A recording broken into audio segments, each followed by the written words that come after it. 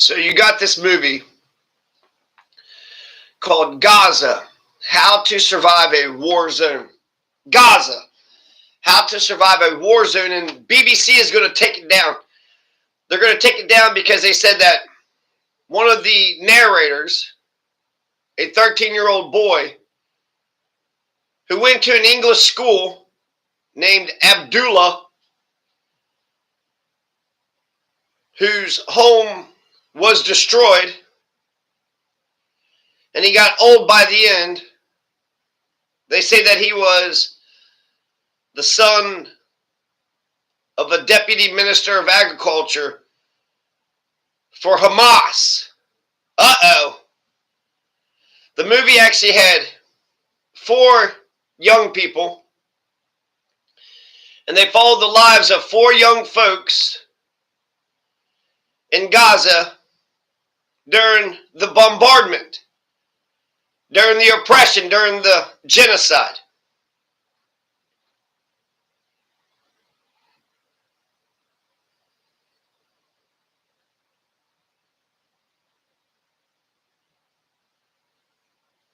This movie was incredible. This movie was awesome. And since BBC is going to censor this movie, I'm just going to talk about the different scenes that I had seen.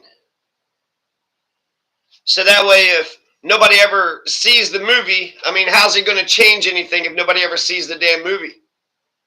There's another movie out there that I've been wanting to watch, From Ground Zero.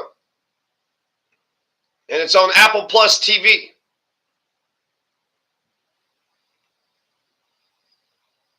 So you have this one kid who the narrator calls a hustler, who works in and out of the hospital. He works in and out of the only hospital in the district in the safe zone, because Israel said everybody has to go to the safe zone. They had made everybody else go out of their districts into the safe zone. It's very similar to Hunger Games. And they were all in the safe zone, and the hospital was in the safe zone. It was the only hospital that was operating. So every time there was, a bombing or a shooting, it was just mass chaos. It was pandemonium at the hospital because ambulances are coming in. They're carrying people with torn up limbs and all bloodied into the hospital. And then the doctors are trying to put together those people, that were blown up. And so it doesn't even focus on Abdullah. Abdullah is the very beginning, and he narrates throughout it, and then he says how he felt at the end. His home was destroyed, and then they found some sort of apartment that was, blown up, but it wasn't totally destroyed. But they say he got old by the end, just like this other kid. And I don't know the names of all these kids, but the kid, we'll just call him the ambulance, the EMS guy, the EMS kid, the ambulance boy. So the ambulance boy, his family didn't have any food, his family didn't have any water, his father had lost a job, and so he's hanging around the hospital, and then he's inserting himself into the chaos, but he's inserting himself by being a helper, and he's trying to help where help was needed. And so a lot of times he's doing like the grunt work. He's having to wash down the blood and the debris in the ambulance, and I guess he's getting a penny or two in order to do that. But he's also like right in the middle of the shit too. So I remember one scene where in the very beginning he's just kind of hanging around the group of people when the ambulance comes in, and this man kind of grabs him and sort of throws him to the side, not like onto the ground, but kind of throws his body over to the side, like, get out of the way, the ambulance is coming through, we need a pathway for the ambulance to come through so we can get the patients out of the ambulance and into the hospital. Later on, the ambulance boy is going to do the same thing to another boy. So he's clearing a path. And then he's carrying the gurney out. Clear away, everybody get out of the way. And then when they come out of the ambulance, he's running them inside, telling everybody to clear out. So he's very much taking a very serious role.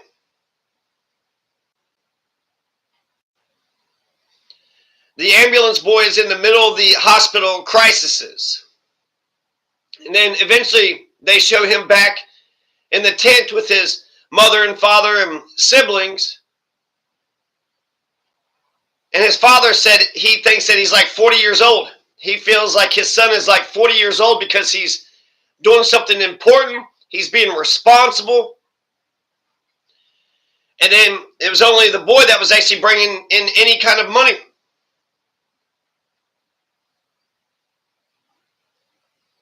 And then what's particularly interesting is that later on when they ask that boy what he thinks of Hamas, he says he doesn't like Hamas because he says Hamas is the one that started all of this conflict.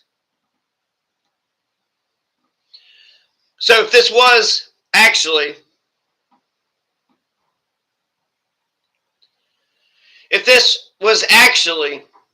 a propaganda film, why would they have any opinions that would deviate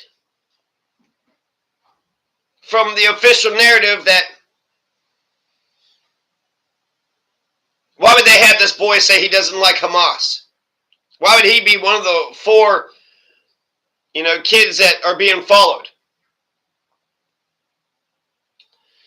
So I think it's absolutely silly to say that it's propaganda film, even if the narrator was the son of a deputy minister of agriculture of Hamas. The producers had full production. They got to make all the editorial decisions. And so they didn't just follow one or another. They followed 4 random folks, and they all had different backgrounds. There was another kid, Renad, and she was like a young superstar. She was essentially a celebrity. Whenever she would go out, a lot of people would come up and say, "Oh my gosh, you're that famous person." And even though she was pretty, like, I don't want to say skittish, I don't want to say vapid. What am I trying to say?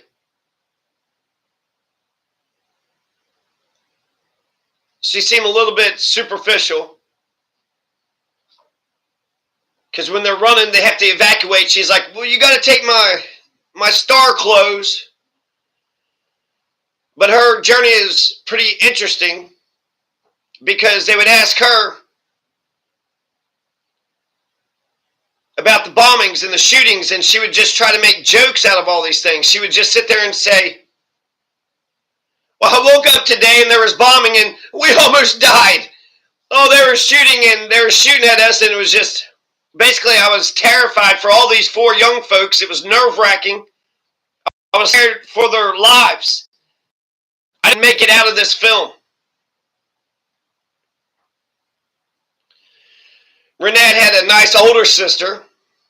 I feel like her superstardom was totally because of her older sister. Her older sister that would take care of her, make sure she was standing in the right spot, make sure they got the best shots. She had like a cooking program, so she would just basically turn nothing into something.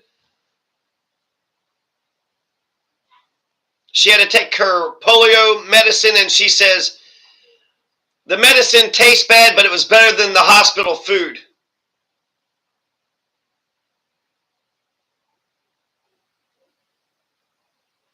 They captured a lot of important moments in the war. So there's only one hospital, the Arsa something hospital, and they bombed a tent zone. And when they bombed the tent zone, they said that it was a Hamas command center.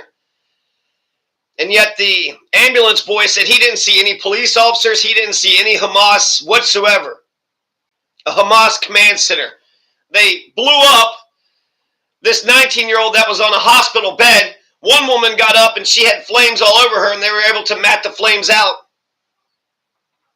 But the one boy that was already engulfed in flames, you see his arm, rise up. And then he was a TikTok star. He was like a social media star. Hamas command center. Even if you could say one person or another person was the bad guy, to blow up 200 people all around the so-called bad guy, that's some sick shit, because that's 200 innocent people that you had killed for the one so-called bad guy, and that's presuming that, like, they just say it. They don't even, say who the person is and what they were involved in.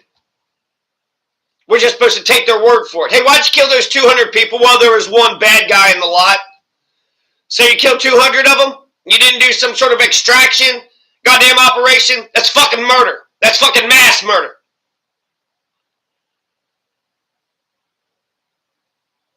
I mean, how would you like it if the police, in searching for one bad guy, just went through the neighborhood and just blew 200 people away, and then later on just told you that one of them was bad? How do you know? How do you know that the one person was bad? What was the evidence? What was the evidence? Was it good enough for conviction? Was it even true? Was it even true? Because Israel likes to just cut the grass.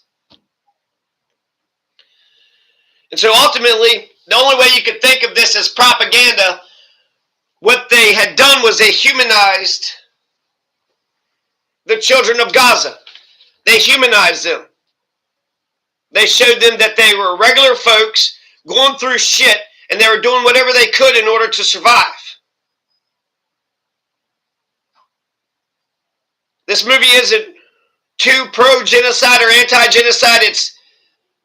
I would say they did it very, balanced. Nothing's exaggerated. There's no symbols, no calls for action. They're not trying to say anything except this is who we are. It showcases the humanity of the Palestinian people, and that's it.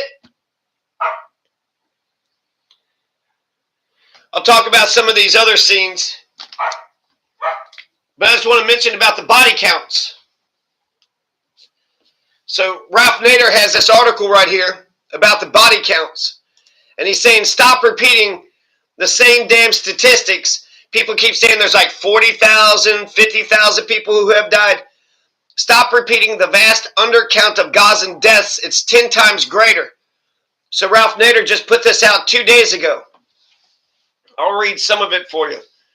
Enough already of the media's lazy indifference to the vast undercount of the Palestinian death toll from Netanyahu's genocidal daily bombing and shelling of Gaza's defenseless civilian population. I'm referring to all of the media. The corporate media, public media, independent media, they all stick with Hamas's Ministry of Health's MOH count of named victims whose corpses have been identified by hospitals and mortuaries.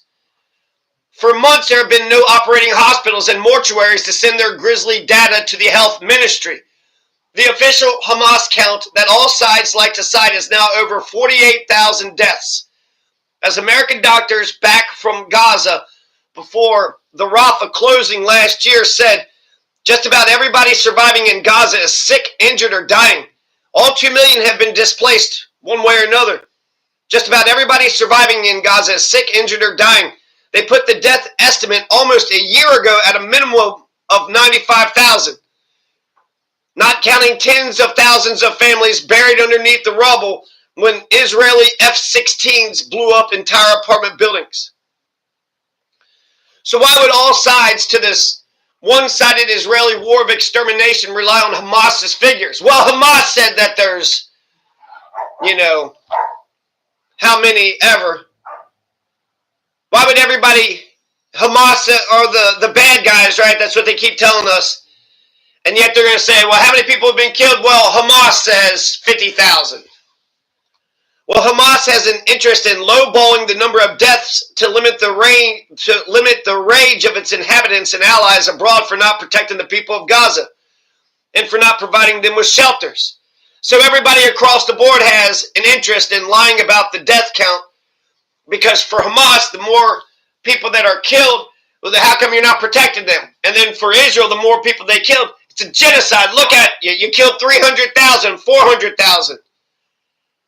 There was 2.3 million Gazans, and now there's 1.7. Donald Trump says he's going to displace 1.7 million. Well, where's That's 600,000 difference.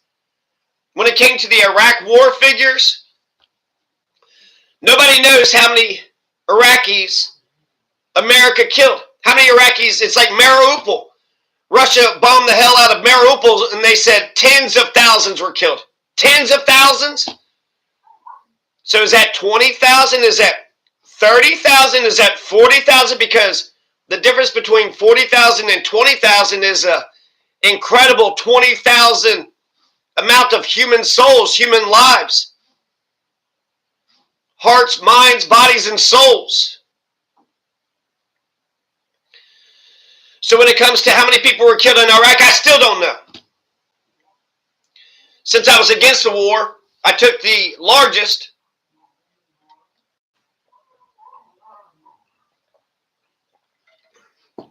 The largest figure said 1 million were killed. And then the war kept going. So that would mean there's more than 1 million. But I've seen official stats, put it at like 300,000. So now I think like it's between 500,000 and a million. The difference between 500,000 people killed and a million is 500,000 people. That's a lot of fucking people. And so when I think about how come I don't know how many people were killed in Iraq, well, of course, like the COVID numbers, right? You don't want to do the testing. You don't want to actually know the accurate figures. Because the bombers, the aggressors, the occupiers, they're not going around trying to count all the people that they murdered. They're not going and trying to say what the body count is. There's also, you got to verify, right? So there's got to be a body. What if they're incinerated? What if they're buried underneath rubble? So colonizers aren't going to be concerned with counting precisely the amount of people that they killed.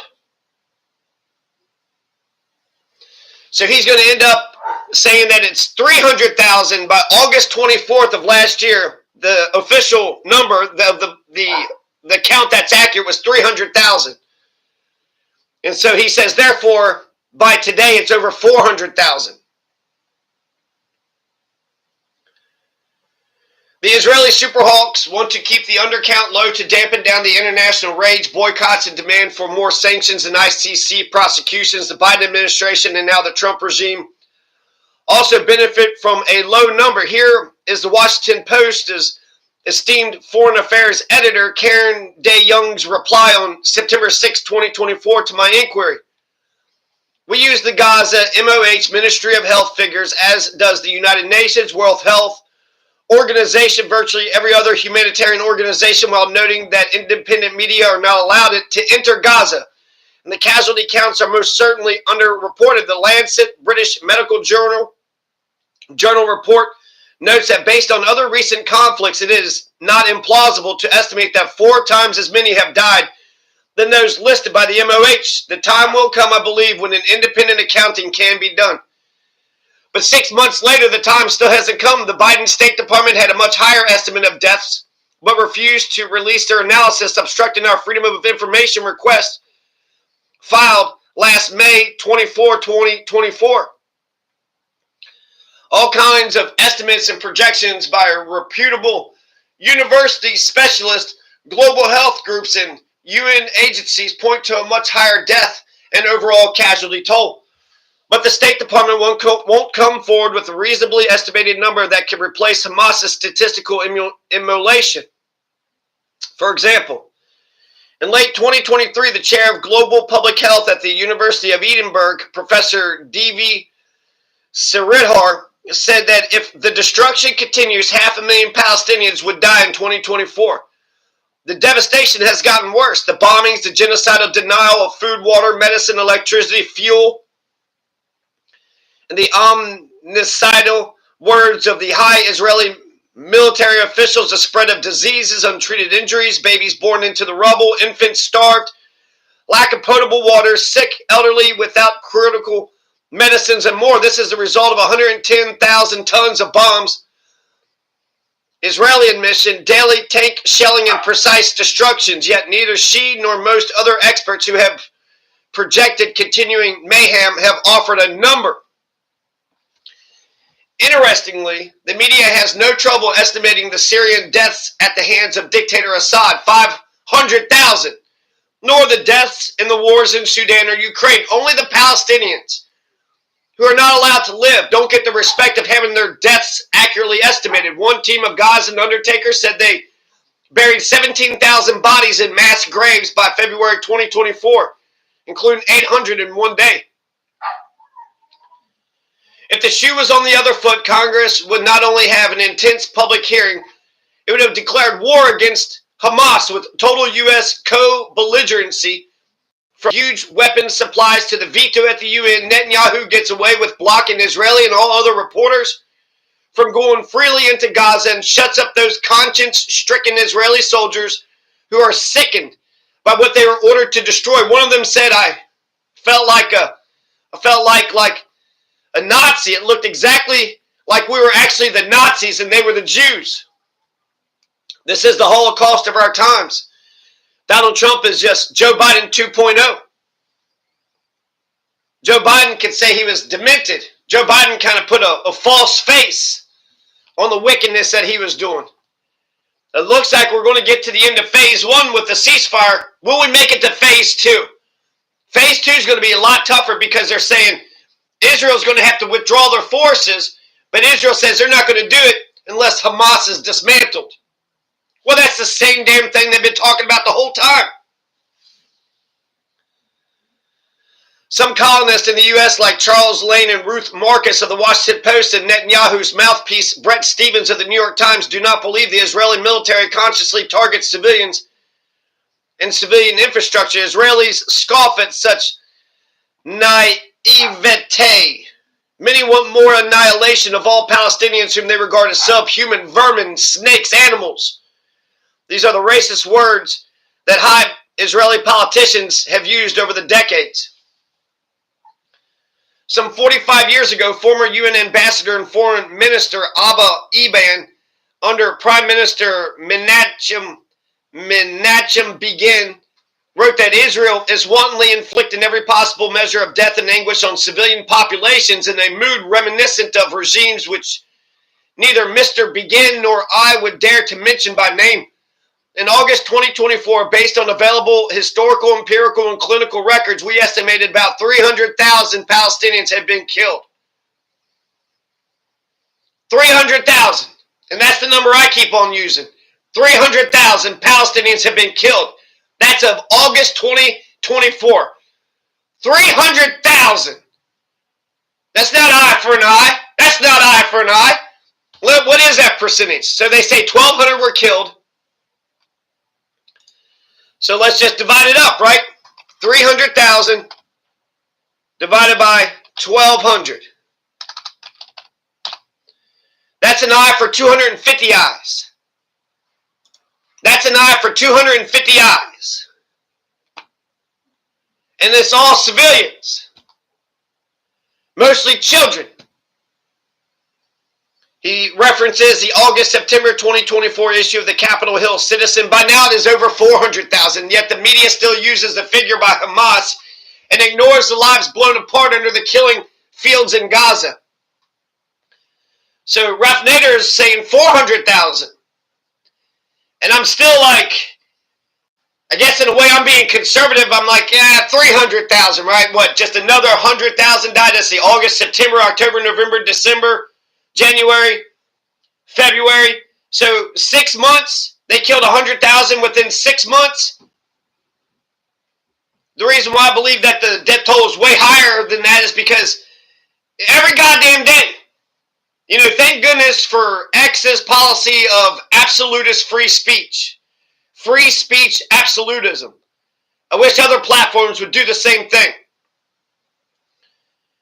Because it's up to the reader to sift through the bullshit to find the truth out. But how can you deny the video? Every goddamn day there's fucking children that are being shown to be blown up, to blown to bits, have scars all over them. Half their bodies are hanging up in rafters. You got a homeless girl carrying her, a 5-year-old girl carrying a 2-year-old girl. Oh, she's not heavy, she's my sister. And then the people that had filmed her, she was walking, so they said, hey, would you like a ride? And then they pick her up, and then they take her to the, I think, hospital, but it just looks like she just walks off into the sunset, just walks into the crowd of people. Well, good luck, little girl, carrying another little girl on your back. I hope you get to your destination, and I hope you don't hemorrhage. Her whole family was killed. She calls and then cries, and then she is no more. You had the one guy that said that the girl was the soul of his soul. She was killed. You had that one doctor, you had a guy just looking through the rubble. Where are my kids? You had this one guy pull up a bag, and then here's a bag of your kid. Do you recognize that piece of hair? Do you recognize that elbow? And then the guy that lost his twin daughters and his wife and her mother, 3 generations of Palestinians, was bombed when he went to go get the birth certificate. It almost looked like they targeted specifically him, because the apartment building, just the corner of the apartment building, was blown the fuck up. In this movie, Gaza, How to Survive a Warzone, they bombed the refugee camp. They said, okay, everybody, here's the safe zone. Everybody go to the safe zone. So they went to the safe zone and then bombed the safe zone. They're not just bombing hospitals and schools. They're even bombing the refugee camps, the United Nations refugee camps. They're living in fucking tents. Even if one of them did think that they were, a Hamas terrorist. Command Central is a fucking tent. What do you think they got in that tent? You think they got what, fucking pounds, tons of mortars? What do you think they got in that tent except for a dream, an idea of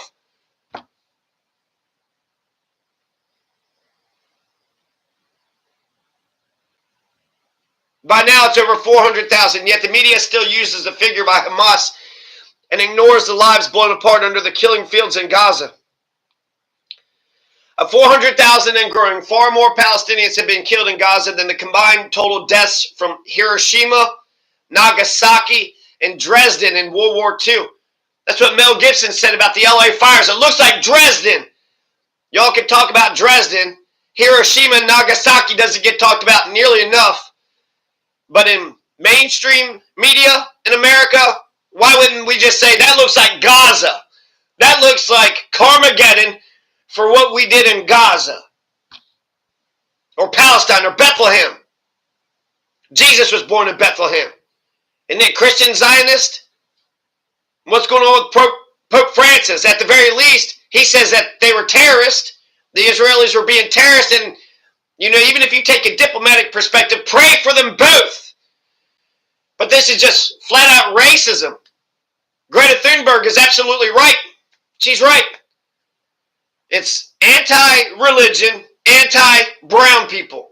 You just don't like the brown Muslims. That's all it is. Then that guy in Florida saw some Israelis, and he thought that they were Palestinians, and so he just opened fire on the Palestinians, and then comes to find out they were actually Israelis. Whoops! Does that mean Israelis look like Palestinians and Palestinians look like Israelis?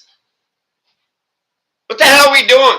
What the hell are we doing? The whole world sees what we're doing. We've lost our moral compass. We don't have the moral high ground anymore.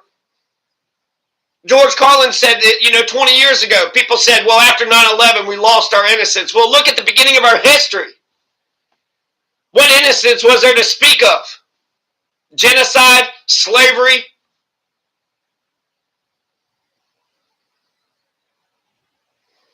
Are you coming to the tree?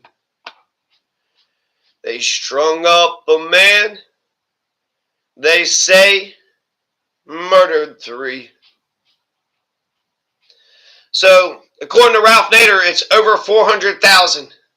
400,000 human lives, human souls have been killed. And yet the media continues to use the figure by Hamas. This week, Netanyahu dropped leaflets in Arabic signaling a forthcoming violent exclusion of Gaza's trapped, unsheltered Palestinians from their homeland. More accurately estimated civilian casualties matters morally for the intensity of the political, diplomatic, and civic resistance when the world learns the true toll of death and injuries in this tiny enclave, the geographical size of Philadelphia.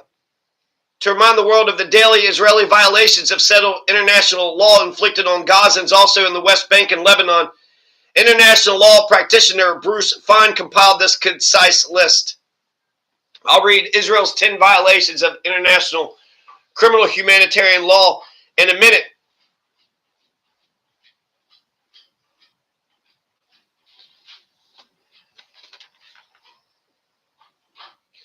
So I want to talk about more of the scenes. Gaza, how to survive a war zone. They mentioned Yahweh, the Sinwar guy, and they thought it was pretty amazing because it was actually the Israelis who had videotaped them killing Sinwar, and when they killed Sinwar, a lot of people were trying to talk about propaganda. They were sitting there saying that Sinwar actually lived in luxury, luxury spot.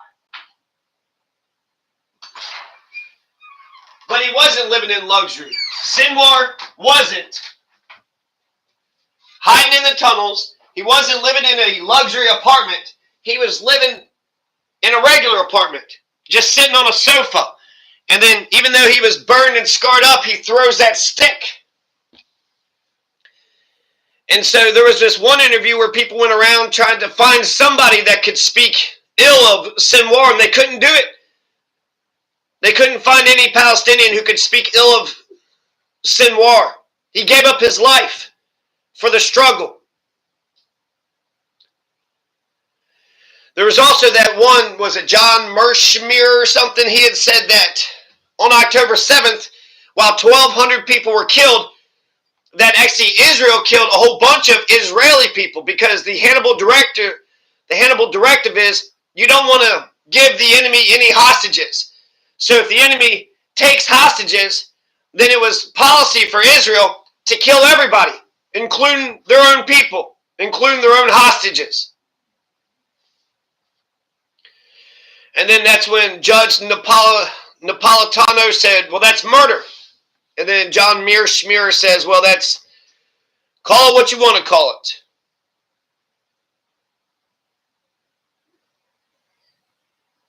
There's no symbols. There's no calls for action. It just shows the humanity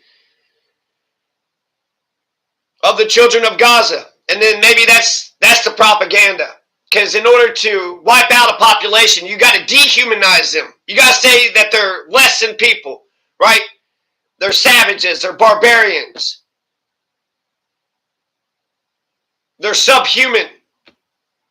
You got to dehumanize people in order to assange your fucking conscience, presuming you got a conscience at all. Stokely Carmichael says the problem with nonviolence is that you presume that your opponent has a conscience. Some people are so goddamn sadistic, they don't have a conscience. They don't give a shit. They don't care about innocent children being killed. They don't care. Makes me think about that one guy who said that your oppression won't save you.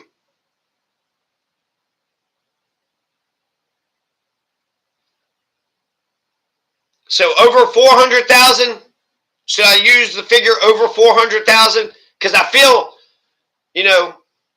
300,000 I feel very strongly about. Over 400,000? But even 300,000 is way more than the 50,000 death count. There's another scene when the ambulance goes out to save some of the people who had been shot. You have an Apache helicopter. An Apache helicopter is sitting there shooting at all the people. The Apache helicopter is sitting there shooting at people, and then even one guy had got shot and killed.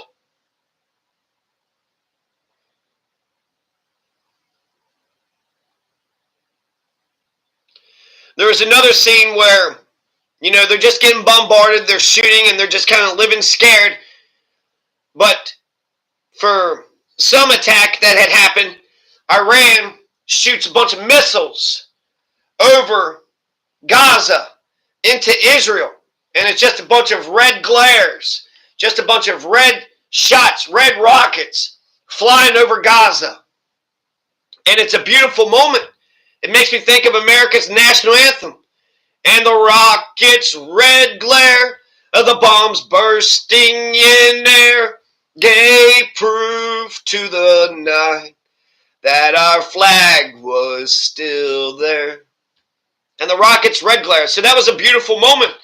Gaza's just getting pounded, getting beat up, getting shot up. I didn't see any guns. I don't see people fighting. There was, in the very beginning, a lot of people were running out of the town, and you heard a few gunshots back behind them. And they said that was the Hamas fighters fighting back. It was just a few guns. So it sounded like there was two Hamas. Everybody else is running away, and just two Hamas was.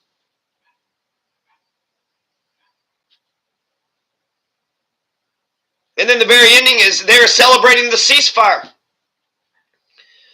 which that was great celebration. The war is over, at least for now. But there's a caveat. One of the narrators says, or the people, or one of the kids says that they were happy that the ceasefire happened, and they hope that it holds, and that war doesn't start all over again.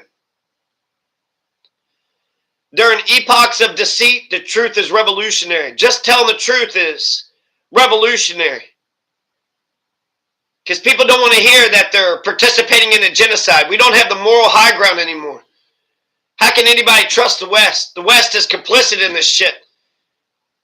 We're going to go into your country and give you, freedom and democracy?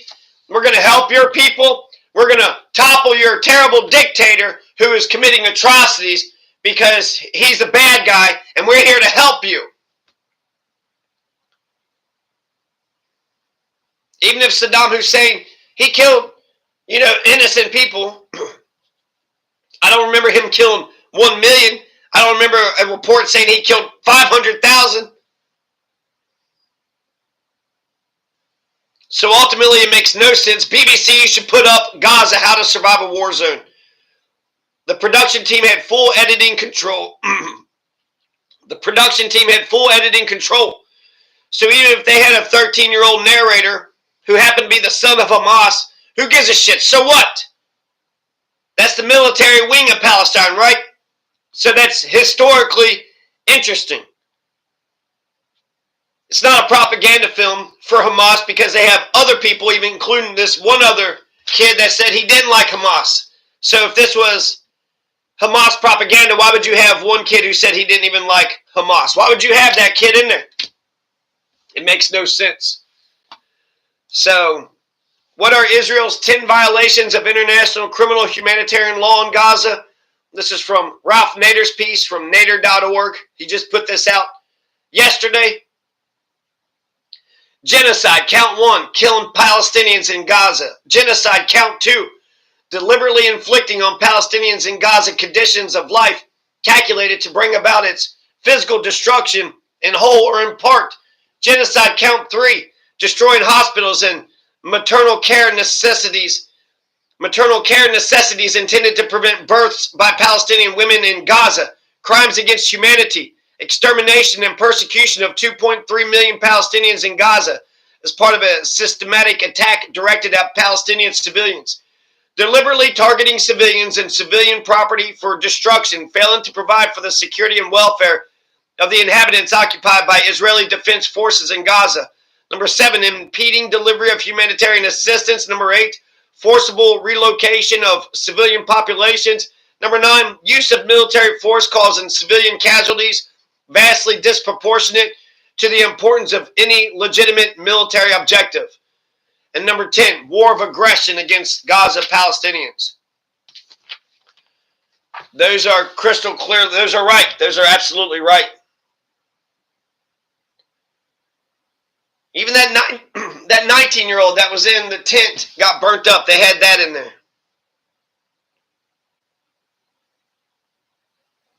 He was just on a hospital bed.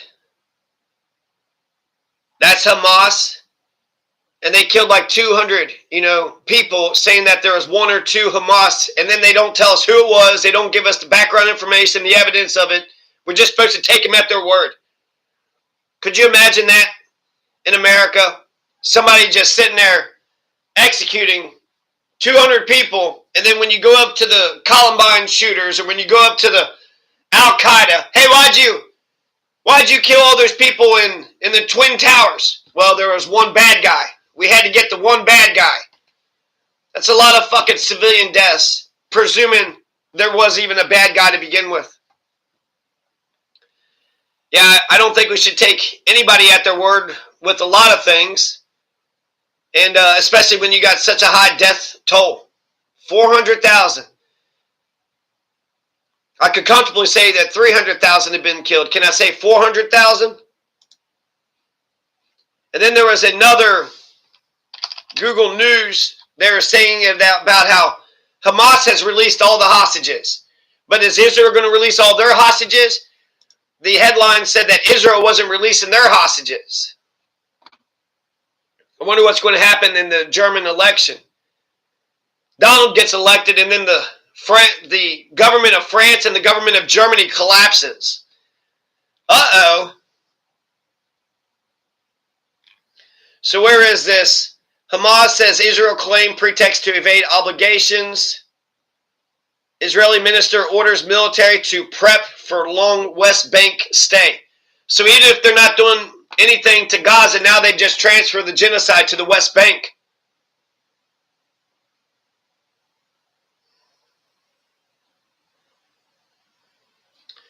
Let's see what we got here. What should I type in? Palestine. Israel tanks roll into the West Bank as Palestinians are told not to return. So the ethnic cleansing, the genocide carries on. Joe Biden is, demented, right? So now we have a crystal clear-eyed evil person instead of just a demented evil person. Now we got a evil person that's got some cognition. That's one good thing about the special evil that is the current fascist in chief, is that everything he does is obviously evil. It's obviously evil. So you can't put a veneer of goodness or humanity to the thing. We're going to ethnically cleanse this area. Why? To put up Trump hotels. Oh, yeah. Israel delays Palestinian prisoner release as hostages are freed. What the fuck, Israel? Hamas freed the last 6 hostages. There's thousands of Palestinians. Let's read what the BBC is saying. 8-year-old Palestinian girl shot in the head by Israeli forces while inside her home in Hebron. Well, they're still carrying on. What did an 8-year-old girl do? America, why do you keep on financing this? $7 billion? You don't think that's too fucking much money? You don't have $7 billion for your own homeless. But we're going to give it to Israel so they can kill a bunch of fucking kids? I'm actually disgusted. I'm so fucking disgusted with my own country. Because people don't give a shit about, we don't give a shit about ourselves, let alone some other nation. And I wonder if just living in a war machine, you're supposed to be detached and callous, and you're supposed to just... Israel indefinitely delays Palestinian prisoner release as hostages are freed. So Israel's not upholding their end of the bargain. And the way that these ceasefire deals hold, the Palestinians will uphold the ceasefire, and then Israel just keep on killing people, and then eventually the Palestinians retaliate, and then Israel says, see, they broke the ceasefire deal. I'm tired of the hypocrisy. The only reason we got a ceasefire deal is because Donald actually put some pressure on Netanyahu. More pressure than what Biden was willing to do. But if we're Israel first, America last, well then shit. We just got to line up and suck fucking Netanyahu. Even Nancy Pelosi says, even if all of America would collapse, we would still send foreign aid to Israel. That's what's happening. We're going to let our own fucking country collapse.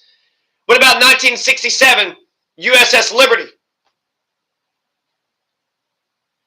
Israel bombed our fucking ship, and we had to turn a blind eye.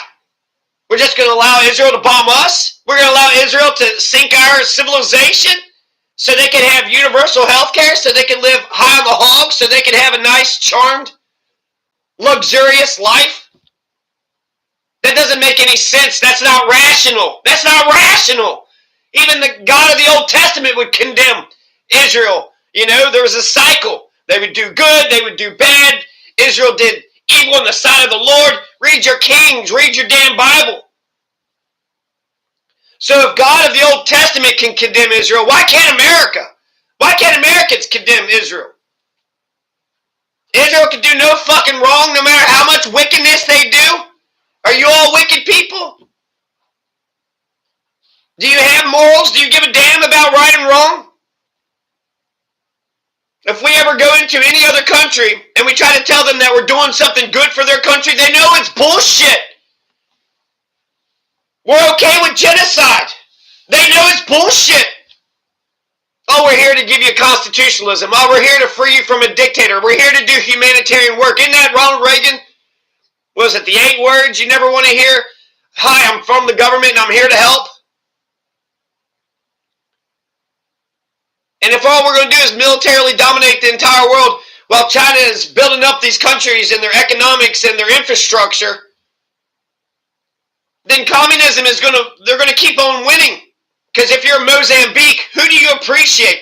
The fucking Nazi stormtroopers that fly over your head with drones and scare the shit out of your entire country? Or this other country over here that's investing in water supplies and roads and buildings and schools and hospitals? I like the person that was building things and constructing things instead of the fucking people trying to terrorize me. And then trying to tell me that them pissing on me, it's raining. So trying to tell me that the bad that they're doing is actually good. Yeah, right. Bullshit. Netanyahu said that the release was now going to be delayed until the next handover of hostages was guaranteed. They've already given all the hostages back. There's supposed to be 600 Palestinian prisoners. Netanyahu, release the 600 Palestinian prisoners. Do it now, Netanyahu, you son of a bitch. Only one more handover of the bodies of 4 hostages who died in captivity is due to take place in the first phase of the ceasefire deal, which is due to end on March 1st. No arrangements for the release of other, delegations, Israel, Hamas, mediators.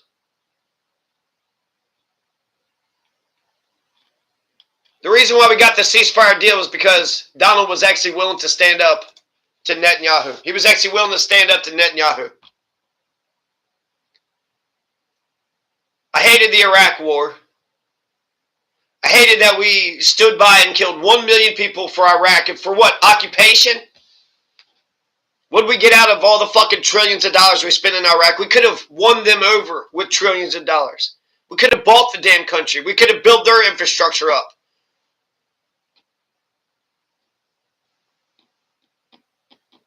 And we're doing the same shit in Gaza. And I'm fucking sick of it. Because we can do so much better. This is America. Did you not read about the revolution? About how we stood up against the oppressors? How we stood up against the king in order to guarantee us freedom? What about the Civil War? What about World War II? We stopped the Nazis. We stopped fascism. The Civil War, we held it together.